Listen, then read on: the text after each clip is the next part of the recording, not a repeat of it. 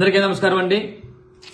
మన దేశానికి స్వాతంత్రం వచ్చినప్పటి నుంచి కూడా మరి ఆంధ్రప్రదేశ్ రాష్ట్రంలో 2019 నాటికి కేవలం మరి 11 మెడికల్ కాలేజీ మాత్రమే ఉన్నాయి, ప్రభుత్వ మెడికల్ కాలేజీ. కానీ జగనన్న ముఖ్యమంత్రి అయిన తర్వాత మరి సుమారుగా 17 మెడికల్ కాలేజీలు మరి శాంక్షన్ చేసిన ఘనత గౌరవ మరి మాజీ ముఖ్యమంత్రి జగన్మోహన్ రెడ్డి గారు అని చెప్పి మీ ద్వారా తెలియపరచడం జరుగుతుంది. ముఖ్యంగా చెప్పాలంటే మా ప్రాంతానికి సంబంధించి ఉమ్మడి విశాఖపట్నం జిల్లాలో మరి సుమారుగా 100 సంవత్సరాల క్రితం మరి అక్కడ ఆంధ్ర మెడికల్ కాలేజీ ఉంది. కానీ జగనన్న ముఖ్యమంత్రి అయిన తర్వాత జగనన్న దయ వల్ల మా ఉమ్మడి విశాఖపట్నం జిల్లాలో పాడేరులో శాంక్షన్ చేశారు మెడికల్ కాలేజీ. అలాగే మా నర్సీపట్నంలో కూడా మెడికల్ కాలేజ్ శాంక్షన్ చేశారు వైఎస్ జగన్మోహన్ గారు. మరి అంటే సుమారుగా 500 కోట్ల రూపాయలతో 630 పడకల హాస్పిటల్, అది సుమారుగా 150 ఎంబీబీఎస్ సీట్లు. ఒకటే చెప్తున్నా అయిన పాత్రకి, నీకు చేతనైతే ఏదైతే నర్సీపట్నం మెడికల్ కాలేజీ ప్రభుత్వ మెడికల్ కాలేజీని ప్రభుత్వ పరంగా చేయి, లేకపోతే ఊరుకో. వచ్చే 3.5 సంవత్సరాల తర్వాత జగనన్న ముఖ్యమంత్రి అవుతారు.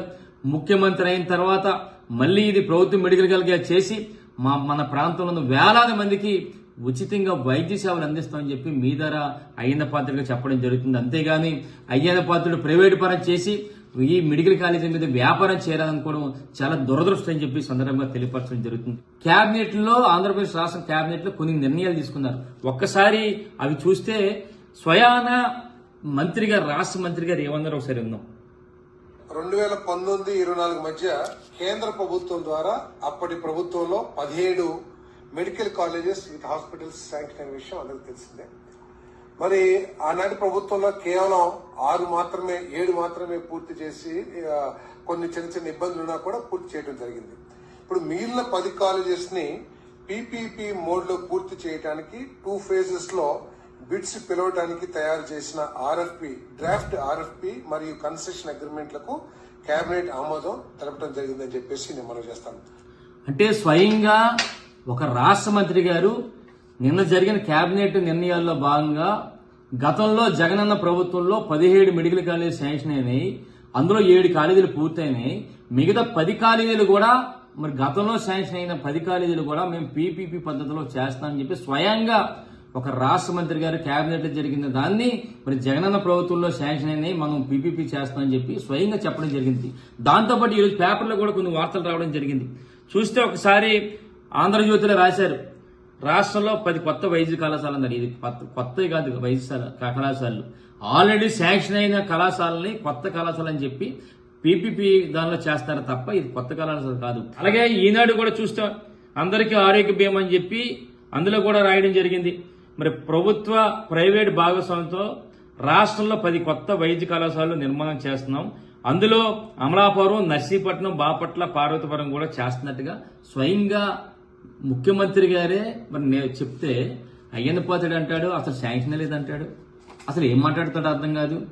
అక్కడేమో స్వయంగా చంద్రబాబు గారు నర్సీపట్నాన్ని ఆల్రెడీ శాంక్షన్ అయింది, గతంలో జగనన్న ప్రభుత్వంలో శాంక్షన్ చేశారు, దాన్ని పీపీపీ విధానంలో మేము చేస్తామని చెప్పి స్వయంగా ఆయన అంటే ఈయనేమో తప్పుడుగా మాట్లాడతాడు. మొన్న చూసాం, మొన్న మాకారిపాలెంలో ప్రెస్ వార్త కూడా మాట్లాడతాడు ఎటకారంగా.